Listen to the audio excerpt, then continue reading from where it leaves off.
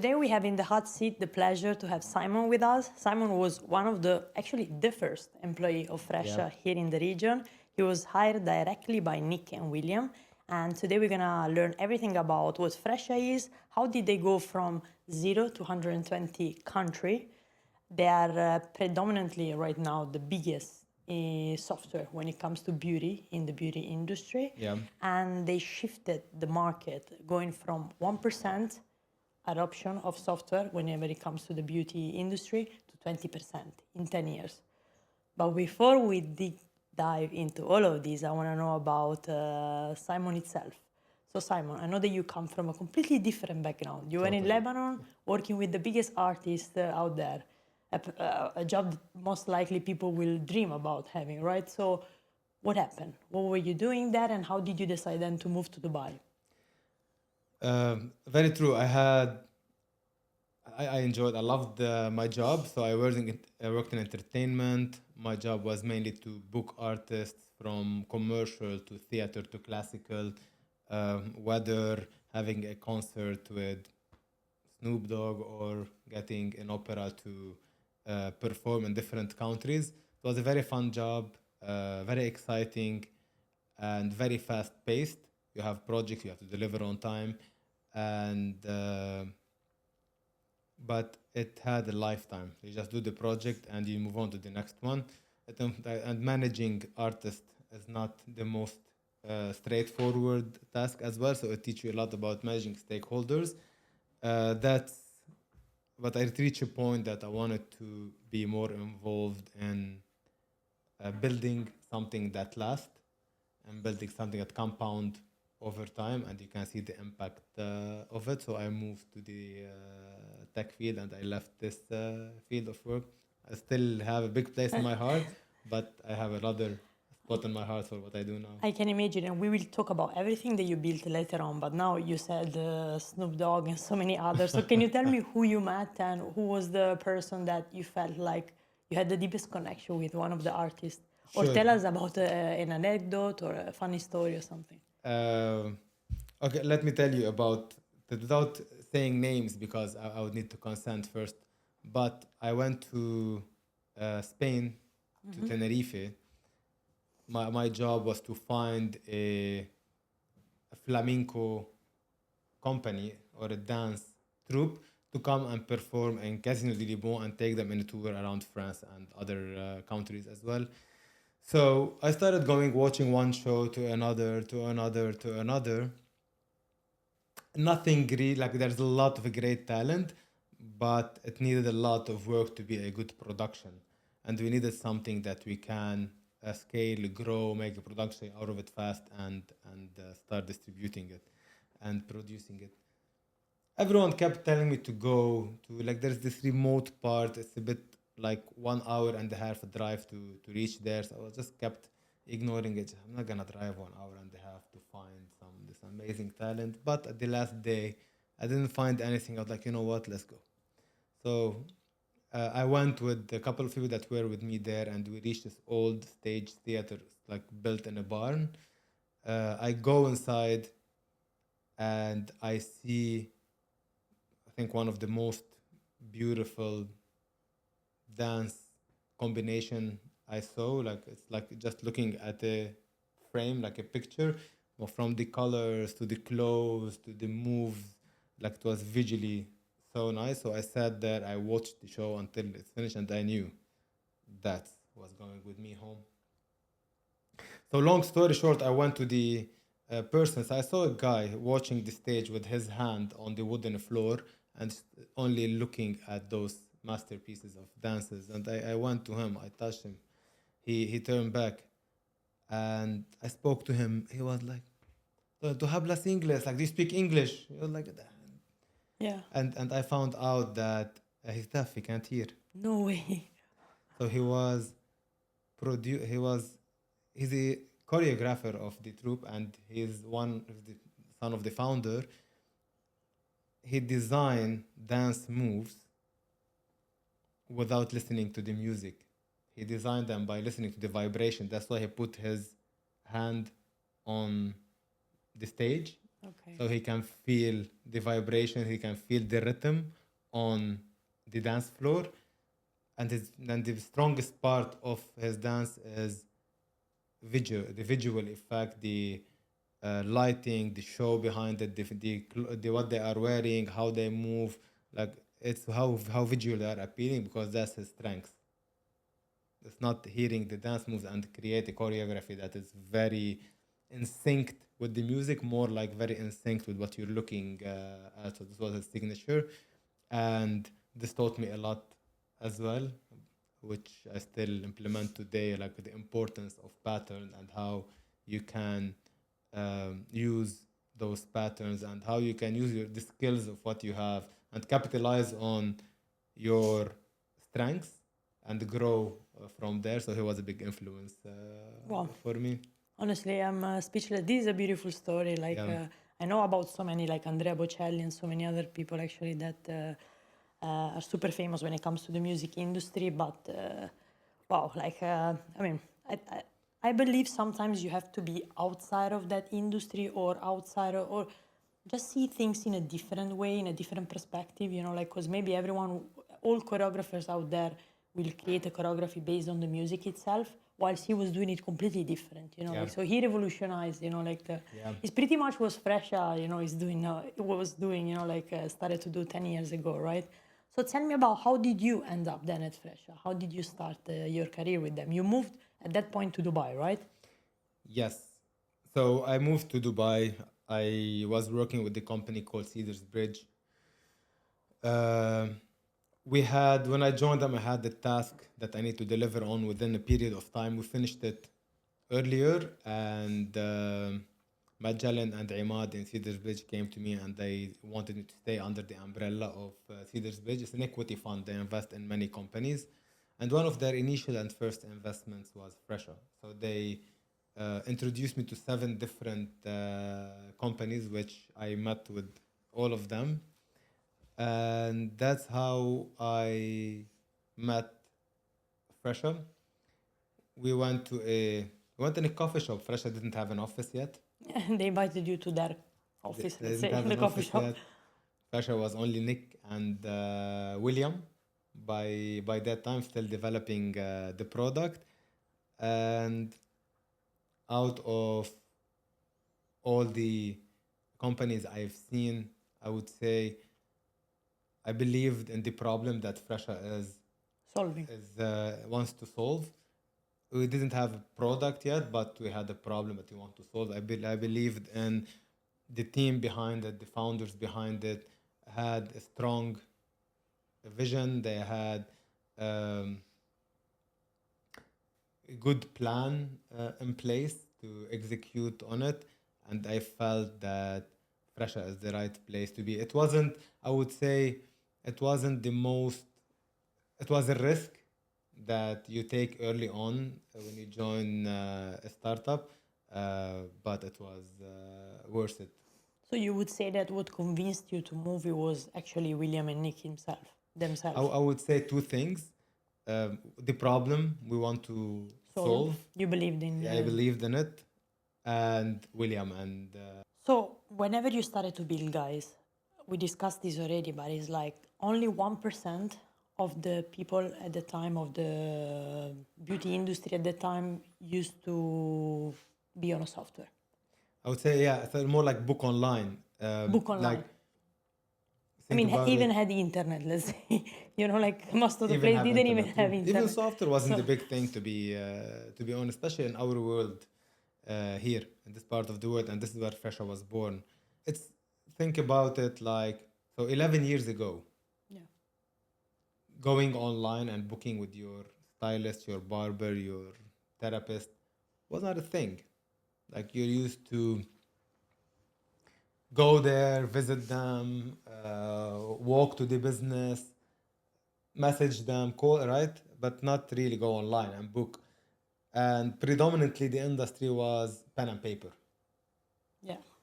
And if someone had a post, was the simple post where you just punch the price and you have the small paper that comes out of it. So this was one of the main challenges we had at the start. I first thought when I met with William and Nick, like, wow, that's such an easy product to distribute, yeah. right? It's a free software that's solving a problem in the market. What can be so hard about it? I have the easiest job in the world. Turned out to be like changing people habits and changing how they run their daily operation and how they and what they have been doing for the last 10, 20, 30 years is not that easy, even if it's free. So it took a lot of education, patience, and time and learning and listening in the market in order to get where Fresha is today. As you said, like one of the funny story was before introducing a Fresha, you had to go to a barbershop and introduce the internet. Yeah, I can only imagine. So the hardest bit for you, do you think, was educating people or building the software itself? Because you guys didn't have a product where you started. So I'm pretty sure you went through so many troubles there. I can say both are But which equivalently one do you think important. was? There is no product without people and their and you cannot be successful and where you are today without a strong product. So they are as important. We had our journey and choosing the right development company to work with us. So we started with a outsourced company. We moved from one country to another, trying to hire different developers. We ended up in working with a company in Silicon Valley, very expensive Wow. at the time, and we got pitched by a company in Poland, Okay. and they had one of the best approach, which was, look, give us a part of the software, we build it for free, and then you can compare it with what you have today. If you like it, you give us more business.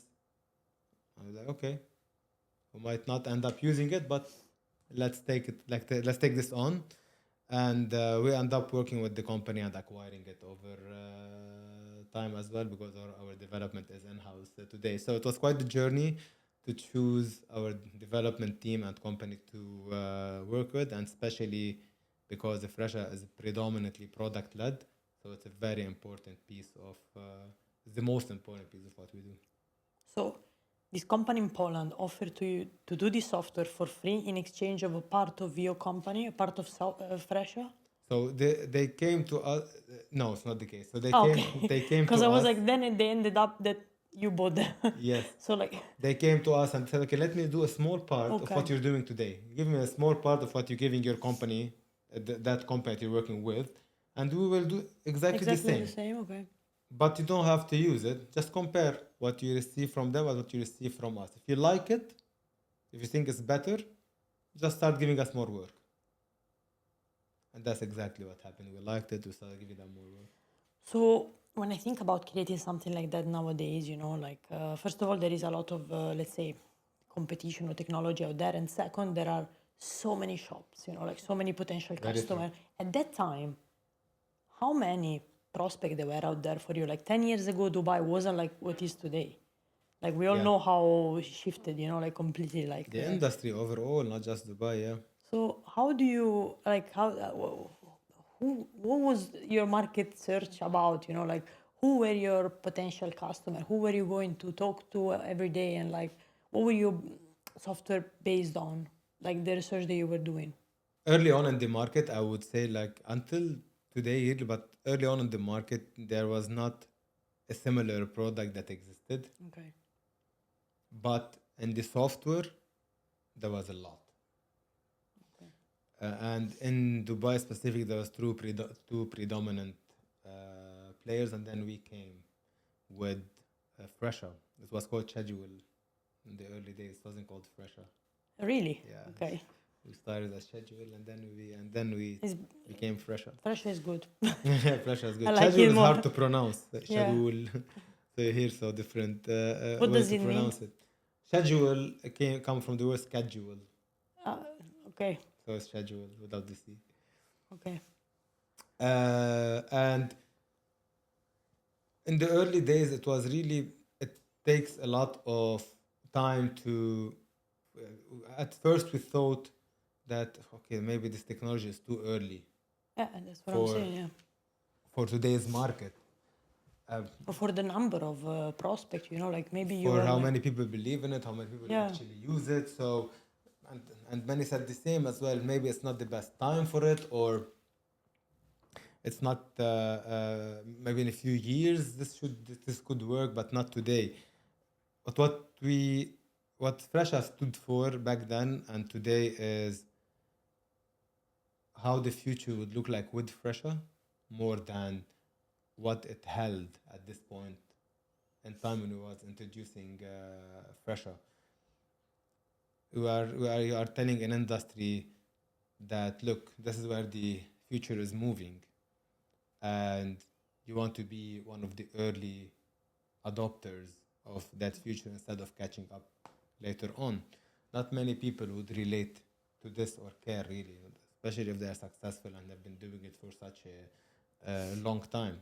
And the more time went by, the more adoption became natural because the industry was moving in that way. People wanted convenience, people wanted to be able to book instantly, people wanted to buy online, pay online, have this communication that is seamless with the businesses that they work with, and the businesses naturally started to see more opportunities in there, and not just in this, but also in the power of data and how can you leverage data. Even as any business can leverage data in a very uh, strong way that can help influence how they take decisions in their everyday life and as a business.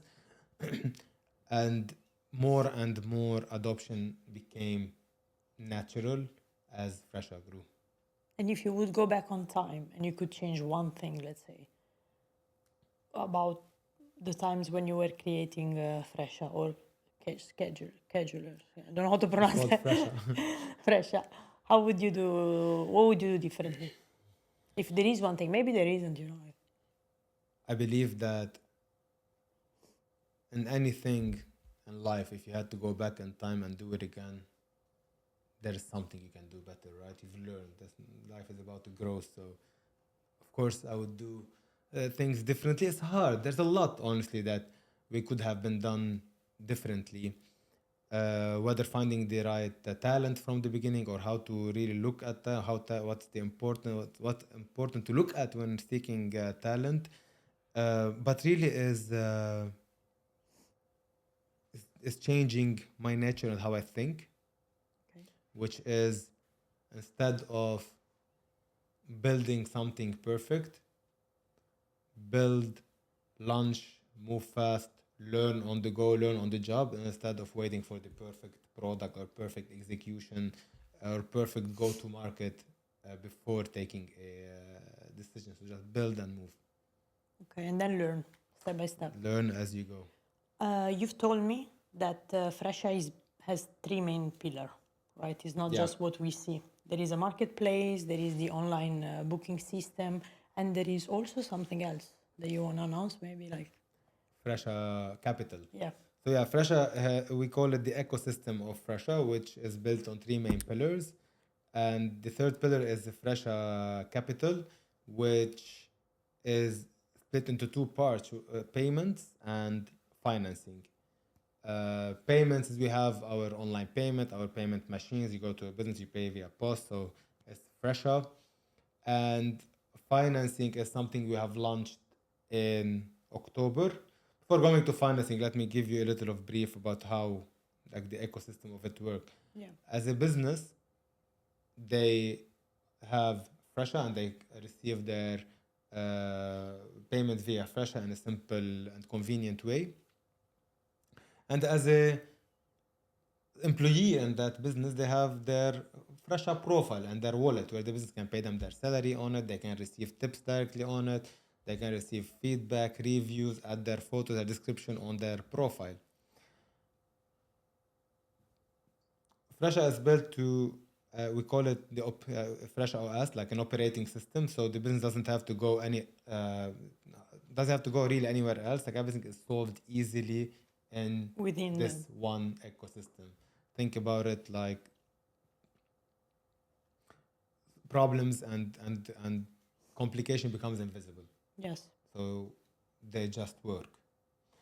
And part of it is how can you make everything seamless. So as a business, you doesn't have to use anything else here. They can pay the employee on Fresha. The employee will have Fresha card where they can go and do their daily spend via Fresha with the money that is in their wallet. And the business, so the employee as well, can take loans from Fresha without going through, because the small businesses and the saloon industry in specific, there is not strong regulation that can enable them to get access to funds in an easy way. So Fresh, I want to make this as seamless as possible, where from your own platform you can go apply for a loan that will directly go to your bank account, so you can invest in your business, whether hire more staff, buy machines and equipment, open a new business, a new location, renovate, etc. And how is it going? You started in October, you said, right? Yeah, I would say like it was more piloted in October, and we gave by December around $5 million in loans, and this will be scaled on a way and much bigger as we move forward. And that's fantastic, because the more your businesses, I mean, the people that use Fresha grow, the more you guys grow. Yeah, exactly. So this is a beautiful, I mean, this is one of our core values as well, you know, like customer centric. I feel like the better service we offer, the better we treat our customer. And the more they succeed with, the more we succeed, you know, like, Totally. and vice versa. Earlier you were talking about like data and the importance of it. Like, well, you guys have not only the data, I would say, but you have like a full visibility, not only of the customer that come and join Fresha, like people like me that I went this morning and did my hair, but also people that own the business and their employee and so and so. What do you think about what is the best way that you use this data? You know, like do you apply it with, do you have AI to apply some certain customer journey for it, or like, is there anything that you feel like you can do the best with it? Good question. I think like data is the most important thing in any decision we can take. And I personally leverage data a lot in running my department. And even when I go to any new market, and when I go and build a new market, expand the team, I try to take my judgment as much on the data as well as on what we learn from the market by listening. When it comes to customer data, we feel our job is to enable the businesses to have access to this data to take data-driven decisions in an easy and as much easy as possible, because data can create complexity, especially for a salon owner or a salon manager.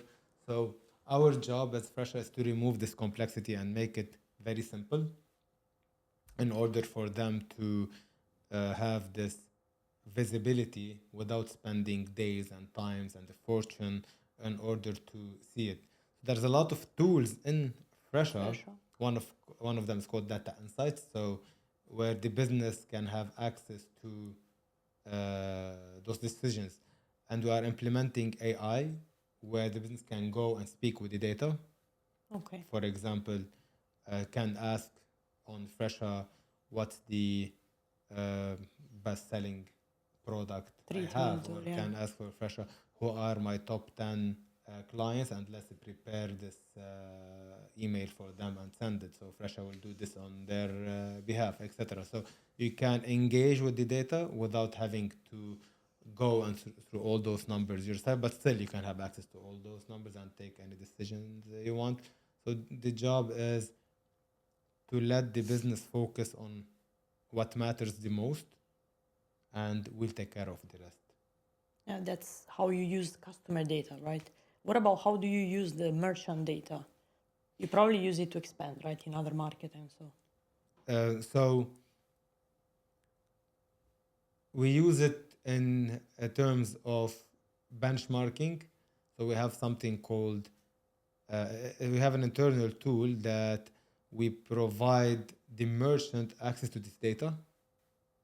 So let's say you're a salon and you have a salon in downtown. Yeah. And you want to know how good is your business. In order to know how good is your business, you can say, oh, look, I make, I don't know, $100,000 a month or $1 million. I'm doing good. Or I can say my average retention is 60%. So 60% of my clients can come back. I'm doing good. Who said that's good and who said that's bad? What? You can compare. Exactly. So what determined what's good and what's bad is the market, is benchmarking. Amazing. So we can provide those benchmarks to the merchant where we show them, look, this is where you are. And according to the benchmark of this area, that's where you rank. These are the points that we can improve on, and we can provide the plans for this. And these are the points that you're excelling at. We need to make sure we keep them there, see what's working, and making sure it stays. So we provide this data back to the industry where we can help them take better data-driven decisions instead of personal biases when they look at any number, really. So now, okay, because I'm an entrepreneur, so Go ahead. it comes in mind to me. Like, let's say, for example, I'm a salon in downtown. Okay. And I come to you and I'm overperforming, right? We see Yeah. that I'm doing great. And I ask for a loan because that's possible. And I tell you I want to open now in the most successful area. Would you be able to give me this data? Which one is the best area? And also to tell me what are the best services that I should be providing on these areas. You know what I'm saying? So instead of telling me, don't go for a hair salon, you can say maybe just do nails in Marina. That would be the best option for you. Easy. So you consulting as well. So You're giving me the money and you're also consulting, like giving me the benchmark. yes. So we have already salons that opened in different countries. Country as well, yes.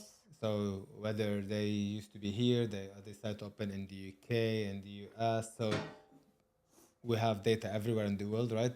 Like our biggest market is UK, US, Canada, Australia. So we can help providing those benchmarks by region that would give the entrepreneur or the person that want to expand or open really visibility on the market so they can themselves decide what works best for them. So yes, we provide this visibility. I don't give you the decision, but I give you the visibility to take your decisions. Yeah, that's amazing. You're enabling, like me to take Correct.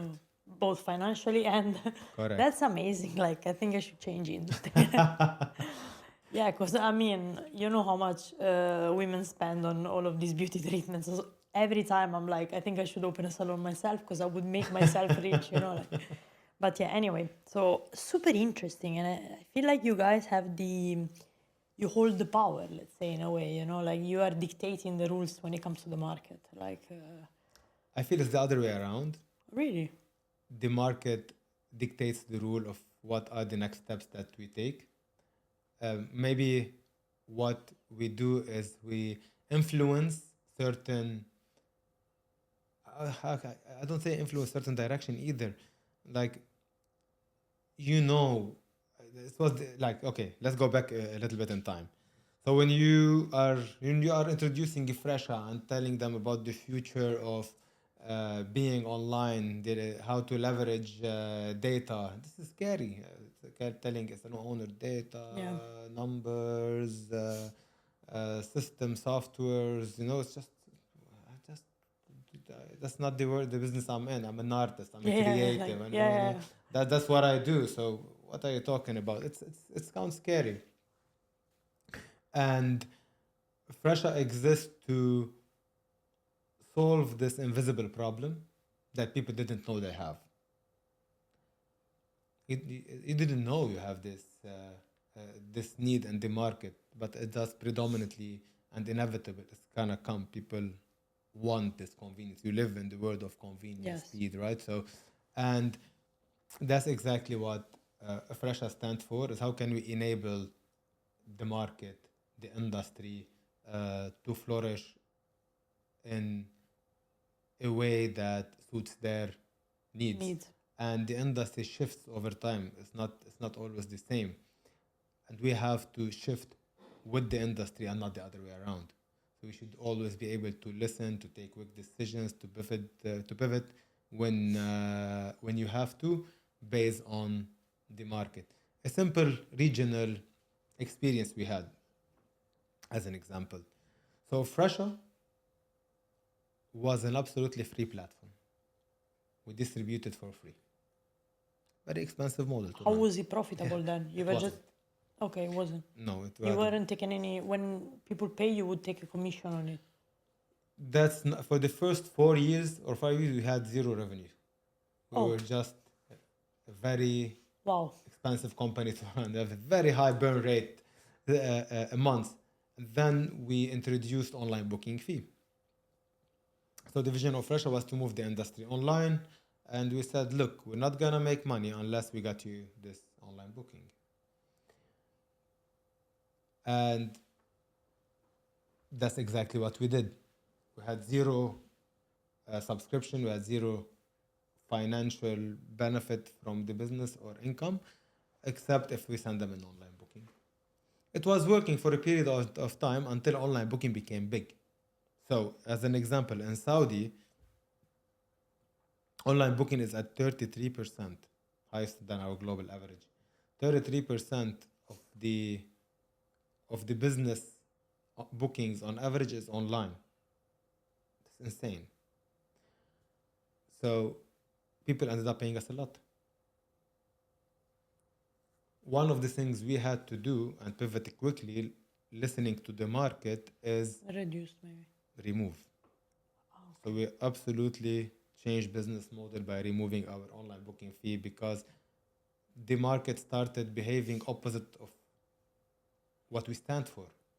They started telling their customers don't book online because they are paying a lot on it.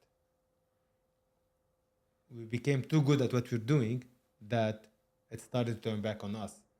So the natural decision for us is to remove absolutely online booking fee and make it free for anyone to use. That's why I'm telling you the market dictates what we do, and we listen and we adapt and we evolve accordingly. Well, that's amazing. I think we should give this advice to booking as well. Maybe they should remove them. They still haven't. I mean, because now that I'm thinking about it, you're right. Like, for example, there is another tool like Booking that we use to go rather than going to the hotel, we go to Booking. You know, like and book hotel. Booking.com, yeah. But then, because of the fee, so many people will go directly into the hotel to book, right? Yeah. So we removed the fee from the business. The business doesn't pay us anything on it. okay. The client is always free. They don't pay anything when they book online. It's just a free service for them to use at their convenience. Yeah, I There's think no fees that come on top of it. I think it's a brilliant idea because I mean I speak a lot with like salons owners, you know, because when you're there 3-4 hours, you don't know what to do, and they always say that it's so hard to manage as a business because like treatment they take few hours, let's say, and then you book that slot and the customer cancels last minute. Yeah. You don't have a way to take a deposit or something. Whilst with Fresha, you do. So they take a deposit from you, and you at the end of the day, even if you don't show up, at least the salon can cover the cost. You know, like. Yes. So I feel like for the business owner is an amazing benefit to have Fresha, and of course for us to have a marketplace where to search. One question: do you think AI will take over all the, let's say, customer interaction in the future when it comes to Fresha? I think AI is one of the most interesting and exciting revolution that is coming to the industry and came to the industry. It will shape how the future we see today. It's going to be a new age, same like industrial age, the dot-com age, you have AI, which will be a big influence on how salons run their business over time and how we do as well. There's already a lot of AI infrastructure that we use in Fresha and building and delivering on our product. Much of it is in the back end. Some of it is coming to the front end this year as well. It will replace all the dull tasks that a business would do, from taking appointments to taking deposits, checking reports, running reports. answering calls, etc. So I feel all of this will be replaced by AI, and Fresha will be providing those tools very early this year. But the human touch is about people don't go to the salon for this. They go to the salons to create those conversations, to create those connections, to create this human touch, the human eye that will tell you what look good on you. You want this genuine interaction and communication, and this will always be there. So you're telling me that there will be like an agent 24/7 supporting me if I have any inquiry, or like I want to book, or I want to make a deposit, or like I don't know, advising me on like the best treatment to do. And then at the moment that I have a salon, I will have the person dedicated to me, full attention. Yes, so Because you it can doesn't need to do all the admin bits, let's say the small. exactly that. So all the admin can be done by Fresha AI, where you can have a conversation with the AI, whether written or verbal, and they can advise you product, they can advise you treatments based on your preference, based on questions you answer, and based on the knowledge that it has. And you can also reach a point to speak with a person if If it's that's needed. what you Yeah. are looking for, which will save a lot of time to the business to focus on the clients, to focus on the experience, to focus on the things that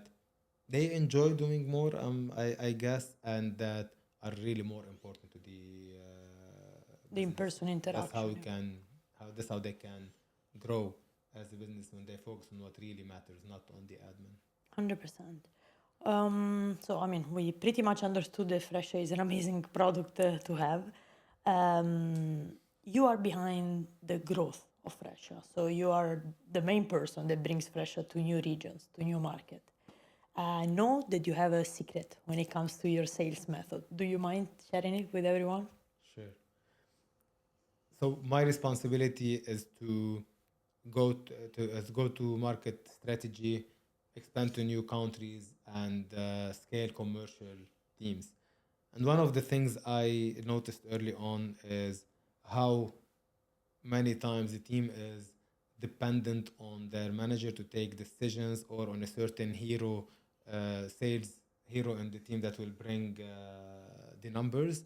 And and I've been developing a operating system that tackle exactly that, how to solve these issues, how to solve the issue of scaling and creating a performance culture that can help people be that can create structure to the structure and clarity to the team, which will help them be accountable and execute strongly on the ground and deliver results. And I call it And can you give us a few hints, or like Sure. if I want to apply it, like tomorrow, let's say? I think like the most important part of a scale is clarity. Like Okay. how important is clarity to the business and the team. When you mean, what do you mean with clarity? Like vision, to have a clear vision? Is to understand exactly what good look like. Okay. So, Standard. and it's aligned around everyone. That's what good look like, and it's not a dollar number. Yeah. That's not what good look like. What good look like is a behavior. What behavior is good? What activity means good? And how can you monitor this activity and make sure it's being executed? And scale touch exactly on that. So it create a structure that's visible for the team to execute on, a culture that can be copied, and usually they say like culture, it happens by accident. In scale, culture is not accidental, it's planned.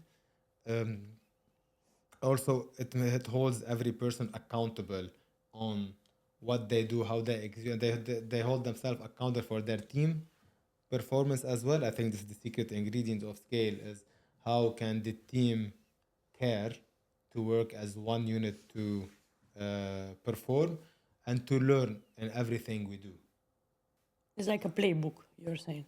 I would call it more like an operating system, Okay.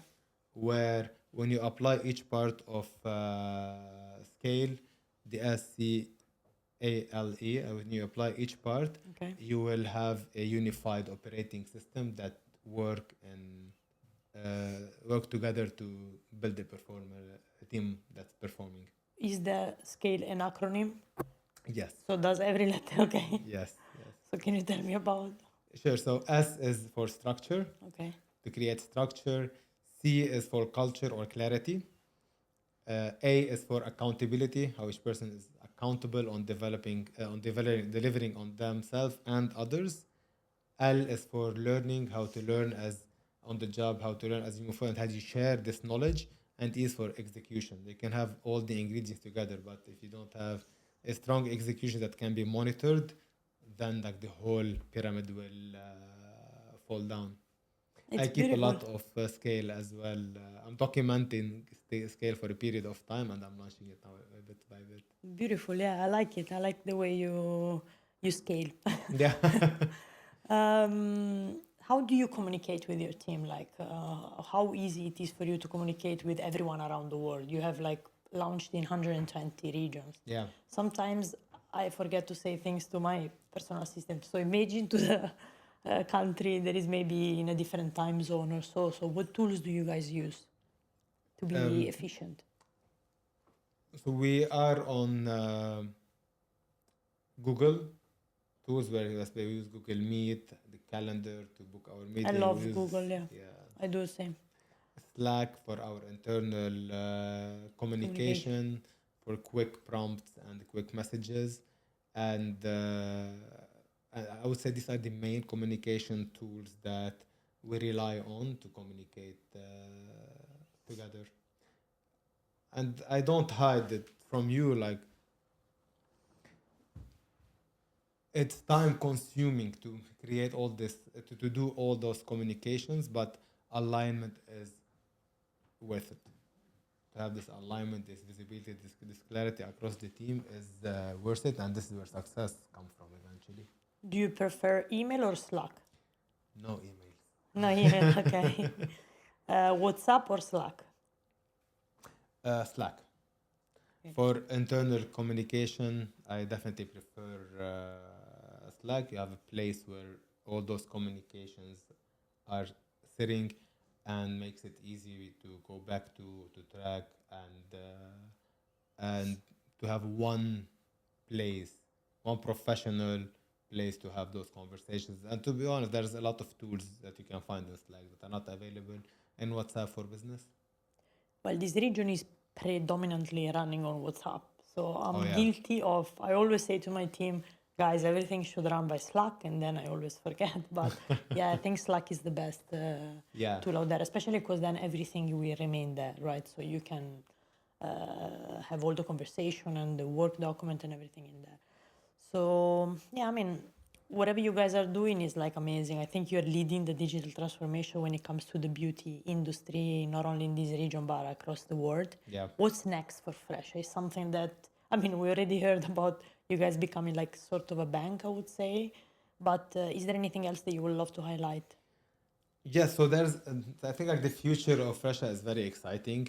And when we look at all the upcoming, when you look at the upcoming direction of Fresha and where it's headed, I've been 10 years with Fresha. Usually, if you've been in the same job for 10 years, you'll be like bored as hell. Oh, yeah. But I still wake up every morning and I feel it's like my first day at the job. And that's because of how fast moving Fresha is. And I never did the same job for 6 months in a row. There's always a new challenge. There's always something big coming with Fresha. So it keeps me excited to keep going. And this year is one of the biggest years in terms of impact for Fresha. So 2 or 3 main things will be a focus this year, 4 maybe. One is adding more growth. Adding more growth tools in Fresha that can help the business grow their business, grow their revenue, grow their client base. So this is the big focus. Second is Fresha Capital, as we discussed. So there's a lot of new development coming to Fresha Capital, whether from financing to card issuing to enabling employees more as well, and something, and also leveraging AI for businesses, how they can use AI better to run their operations and remove all the dull stuff, the admin stuff, and they can focus more on their business and growing their business and do what they enjoy really. And finally, something is not yet officially announced, but it's called Fresha Connect. If I want to say it from a high level, Fresha Connect is to help the beauty industry connect together, speak together, Beautiful. whether salon owners, stylists, you as a person that Community. yes, you as a person that uh, uh, go to a salon as a client for the salon to also help you connect with them. So the idea is to create a hub. Think about it, Slack, for the beauty community, so they can connect together, grow together, share experience together as well. That's beautiful, yeah. And we've seen in the past years that building a community is one of the key fundamental thing to do for a brand to grow.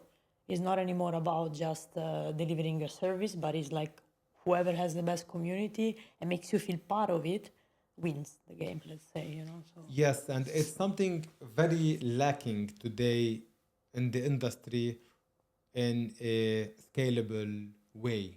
Like there is no really unified place that the beauty industry can unite and communicate together, and Fresha want to enable this for all sectors of the beauty industry, from clients that or patrons that like to attend the beauty parlors, stylists, and business owners, managers, to all of them be able to connect, and even looping it down by region, by country, how they can share this expertise, this experience, and grow together and flourish together.